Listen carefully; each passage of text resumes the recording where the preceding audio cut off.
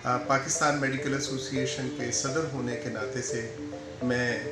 11 news channel को मुबारकबाद पेश करता हूँ। तमाम आपके जो वर्कर्स हैं उनको और बिलखसूस अमीन भट्टी साहब को कि उन्होंने एक चैनल को जो आज शुरू किया है उसकी रिवाइव कर रहे हैं, और मुझे उम्मीद है इंशाल्लाह कि ये बेहतर से बेहतर जो है शोबा सहाफ़त के अंदर अपना किरदार जैसे अदा करते रहे हैं, मज़ीद उसी तरह से पॉजिटिव एटीट्यूड के साथ अदा करेंगे। मैं अपनी तरफ से और पाकिस्तान मेडिकल एसोसिएशन की तरफ से